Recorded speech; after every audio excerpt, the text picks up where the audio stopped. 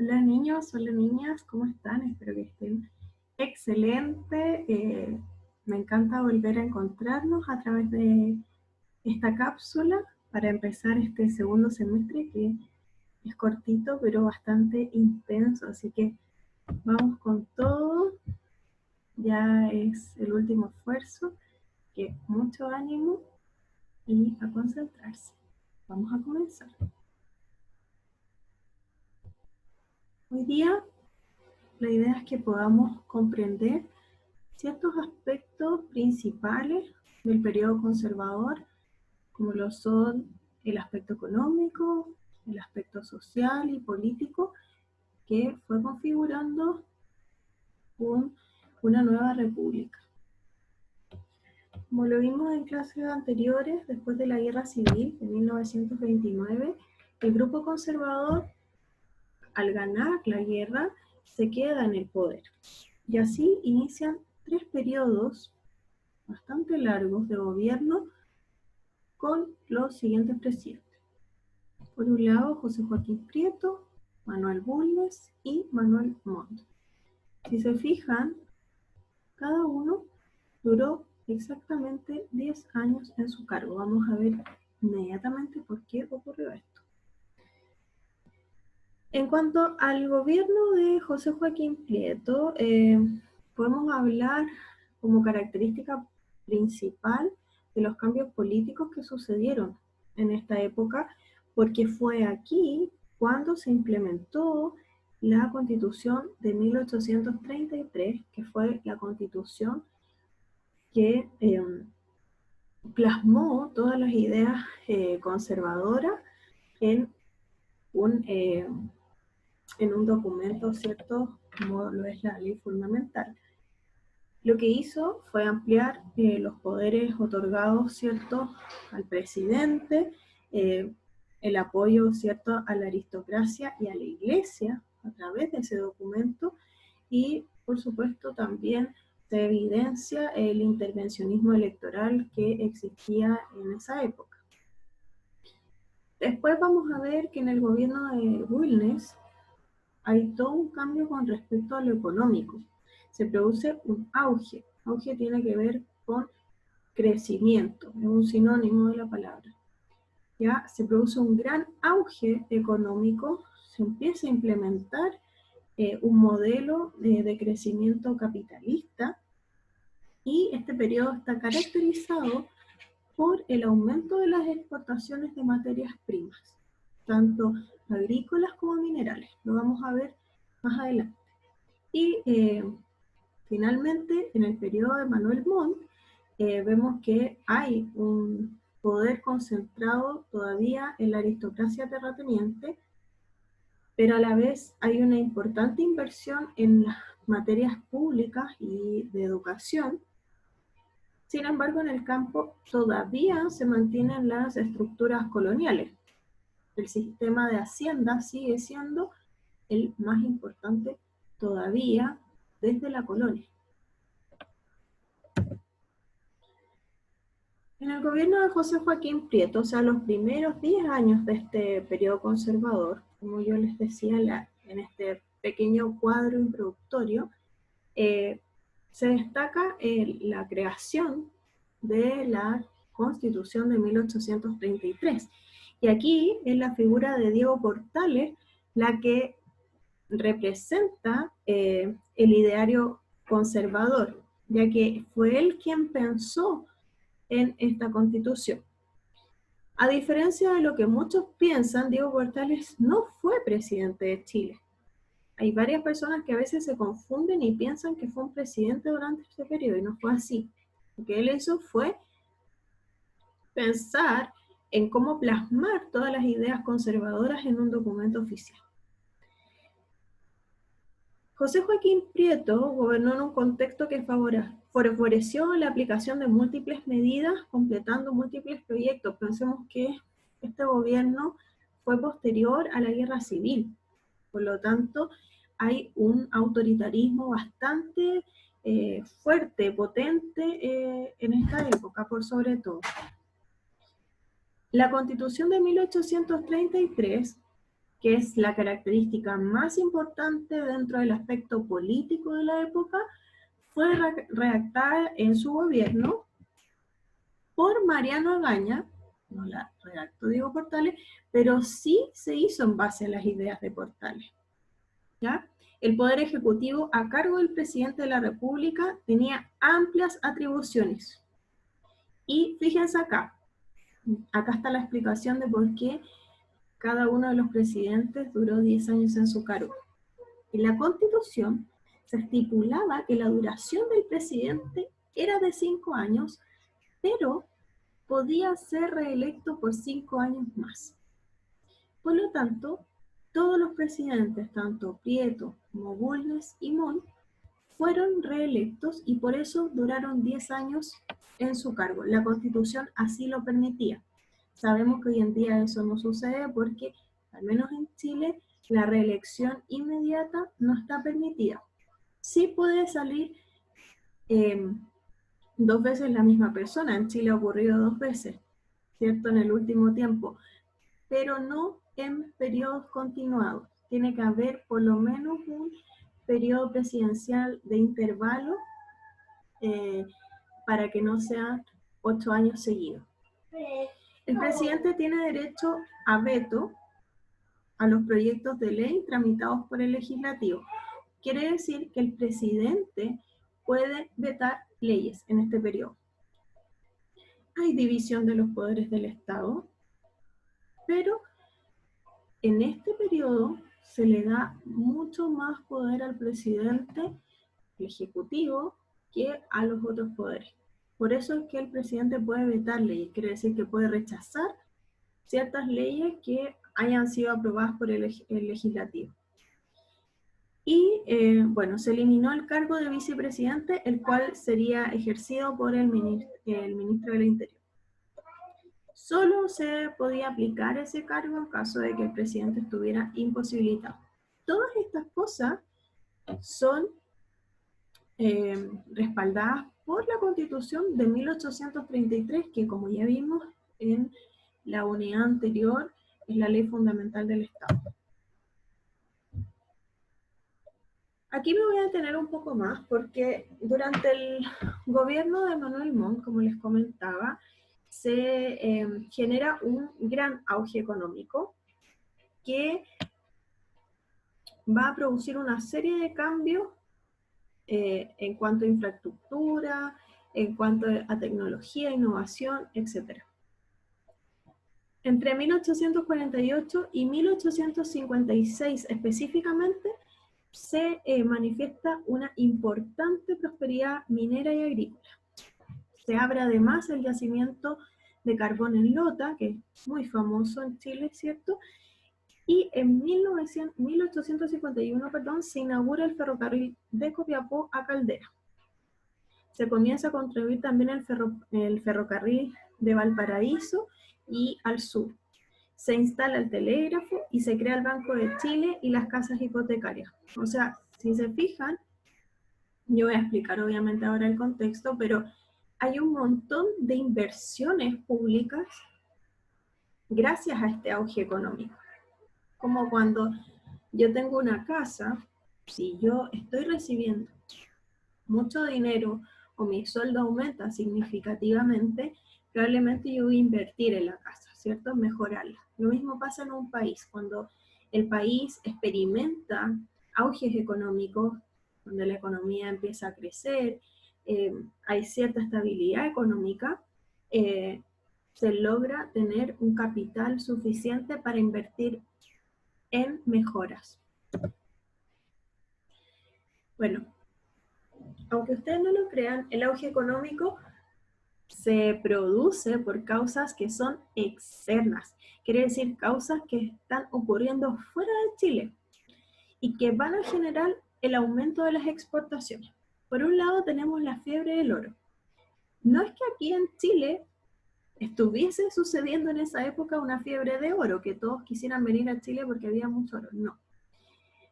En esa época, en California y también en Australia, se vivenció una fiebre del oro. Quiere decir que en los ríos muchas personas empezaron a encontrar oro.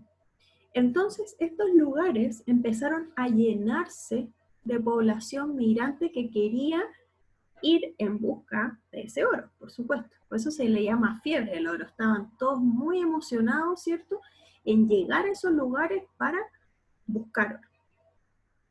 ¿Cómo ustedes creen que esto le puede influir a Chile? Bueno, tanto con California, que queda en Estados Unidos, como con Australia, nosotros compartimos, ¿cierto?, el Océano Pacífico. Entonces, para estos lugares era mucho más rentable comprar alimentos a Chile. ¿Cuáles eran los alimentos que más se producían? Recuerden que todavía la hacienda sigue siendo la unidad productiva más importante. ¿Cuál era ese elemento? ¿Se acuerdan en la colonia? El trigo. Sí. El trigo sigue siendo un recurso súper importante, se sigue exportando mucho trigo al extranjero y como empieza a crecer la población en estos lugares, también empieza a crecer la demanda alimenticia.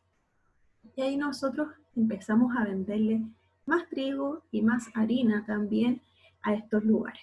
Por eso aumentan las exportaciones agrícolas gracias a la fiebre del oro, que es algo que está ocurriendo en otro lugar del mundo. Y por otro lado, tenemos la revolución industrial.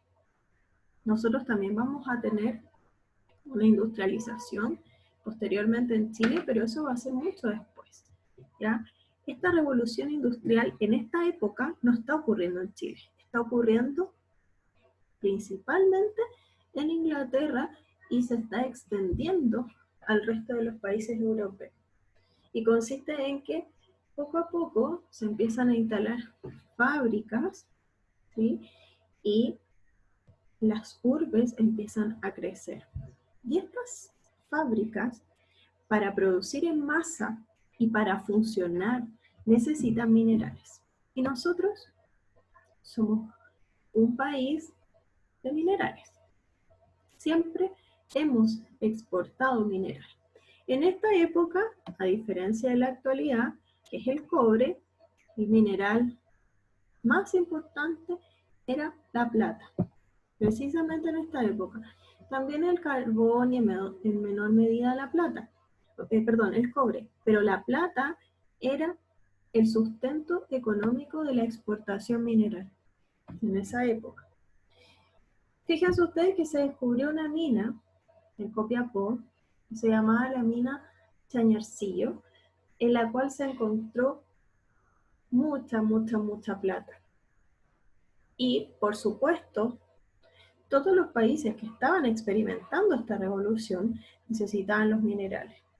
Y compraban a Chile esos minerales para poder producir y funcionar. Así fue como el aumento de las ventas, tanto del trigo, la harina, como de los metales, favorecieron nuestra economía de forma indirecta. Y en este mismo contexto es que surge el primer ferrocarril de Caldera a Copiapó. Fíjense que fue uno de los primeros ferrocarriles en toda Latinoamérica. En esa época, instalar un ferrocarril en un país que estaba recién independizado prácticamente, era súper difícil en términos económicos. Pero era tanto el dinero que Chile estaba percibiendo gracias a la exportación de la plata que el ferrocarril finalmente se transformaba en una inversión. Yo acá igual les dejé un link para que puedan ver con mayor profundidad de qué se trató este primer ferrocarril en Chile. Pero fíjense que antes se usaban las mulas para trasladar el mineral. Y el mineral tenía que trasladarse desde Copiapó, que se encuentra en plena depresión intermedia, hasta Caldera, que está en las planicies litorales. podríamos decir, una instancia parecida a la que hay entre Santiago y Valparaíso. Imagínense las mulas, cargarlas con el mineral para que llegaran al puerto de Chañaral y así pudieran llenar los barcos y mandarlos, ¿cierto?, a Europa. Entonces, el ferrocarril, a pesar de que era caro, también significaba una inversión en tiempo de traslado del mineral y en capacidad. No voy a comparar lo que puede trasladar una mula con lo que puede trasladar un ferrocarril. Entonces, claro, este ferrocarril ayudó a que las exportaciones crecieran aún más, porque el ritmo, la velocidad de la exportación, gracias a este primer ferrocarril, también aumentó. Eso hizo que se crearan muchas obras públicas en Santiago, sobre todo, y en otras partes de Chile, como ya veíamos el telégrafo, los ferrocarriles que después unieron Santiago con Valparaíso, etc. Y dentro de esas creaciones está la Universidad de Chile en esta época. Otra característica importante que tiene que ver con lo social, pero también con lo económico, fue la Ley de Colonización Alemana en 1845. Si ustedes se recuerdan, el sector, ¿cierto?, del Gualmapu, donde habitan y habitaban también la población mapuche, durante la independencia no se intervino, porque no se había intervenido tampoco en la colonia. Recuerden ustedes que los mismos españoles reconocían cierta autonomía de las comunidades mapuches sobre el territorio de la Araucanía. Por lo tanto, en la independencia ese territorio no se tocó. En esta época, el periodo conservador, todavía no, tampoco. Lo que se hace es tratar de ir más al sur de donde está la comunidad mapuche y poder poblar el territorio de Yanquihue hacia el sur y luego también llegar al estrecho de Magallanes para no perder la soberanía de esos territorios, por un lado, que habían amenazas de países extranjeros, pero también con un fin económico que tiene que ver con que eran territorios que estaban despoblados en su mayoría y que era muy potencialmente productivo, por decirlo de alguna manera. Habían tierras muy fértiles en ese lugar y que al ser pobladas iban a traer beneficios económicos bastante grandes. Entonces, ¿qué es lo que se hizo? Se creó una ley de colonización en la cual se trajo a familias que venían principalmente desde Alemania a establecerse en ese territorio. Se les daba un terreno, se les permitía quedarse en el territorio nacional a cambio de que ellos pudieran trabajar y traer, ¿cierto?, sus áreas productivas a Chile. Por eso, hasta el día de hoy, nosotros vemos el legado alemán en el sur, ¿cierto? Yanquihue, sobre todo, tanto en la producción de cueros, en la producción de cerveza, ¿cierto? En la misma arquitectura, en la misma gastronomía, podemos ver ese legado alemán que aún perdura desde la colonización alemana de 1845. Acá también les dejé un link para complementar esta información. Si se fijan, aquí podemos observar, esto es Chile, cómo la arquitectura en Chile, ¿cierto?, se asemeja increíblemente a la arquitectura que podemos ver en Alemania, porque ellos trajeron todas sus tradiciones, su cultura al territorio cuando lo ocuparon. Otra característica del periodo conservador tiene que ver con la generación del 42. Esto ya estamos hablando de la mitad del periodo conservador en adelante, poco a poco empieza, ¿cierto?, a crecer un movimiento literario y cultural de exponentes con pensamientos liberales, ¿cierto?, intentando difundir la ilustración y las ideas del sistema liberal a través de sus publicaciones. Esto es clave también para entender el cambio que se produce en 1861 cuando se logra elegir a un presidente liberal versus presidente conservador, que era lo que todos pensaban que iba a suceder, que iban a seguir gobernando personas que representaran, ¿cierto?, al bando conservador. Pero esto fue uno de los factores que influyó, que los jóvenes intelectuales de la época empezaron a generar movimientos de difusión de las ideas liberales. Fue así como el gobierno de Manuel Bulnes fue bastante inestable, pero sin embargo igual tiene muchas cosas en cuanto al ámbito social que nosotros podemos destacar, como por ejemplo la ley de instrucción primaria. Por primera vez se formaliza la idea de que los niños deben asistir a la escuela. Se fundan nuevas escuelas de artes y oficios,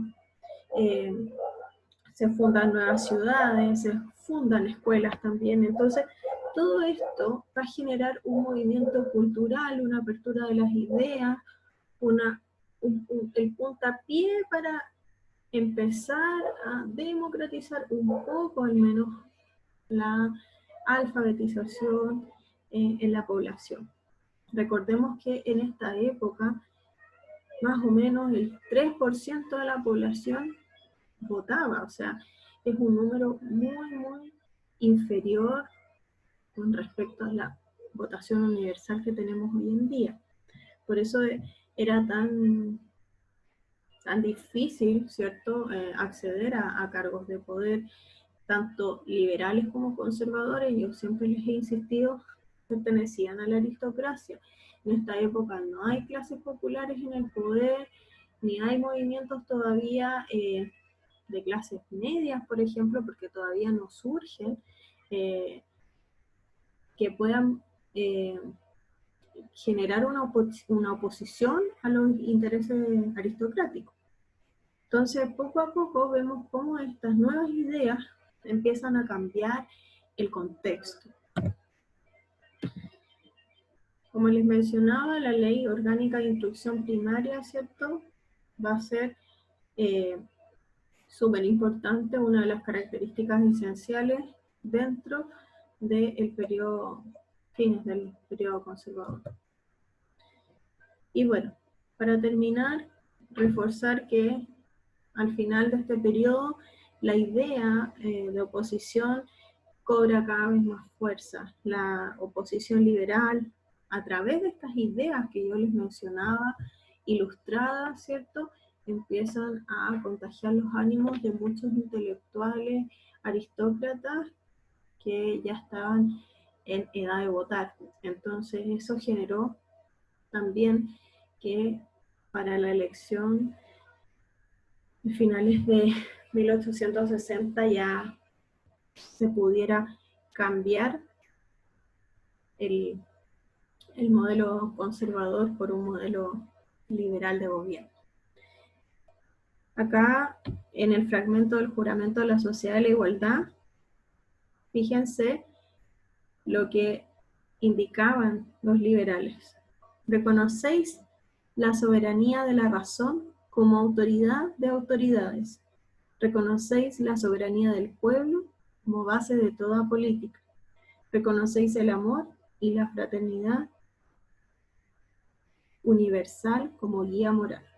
Solo quienes compartían estas ideas tenían cabida en la sociedad de la igualdad y más tarde en el Partido Radical.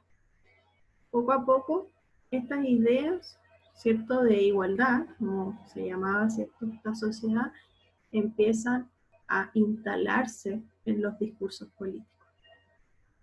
Espero que les haya servido esta pequeñísima introducción al periodo conservador, que es un periodo bastante extenso, donde hubieron muchísimos cambios, pero al menos poder identificar algunas características políticas, económicas y sociales les va a servir para hacerse una visión un poco más panorámica de lo que fue esta primera etapa del siglo XIX.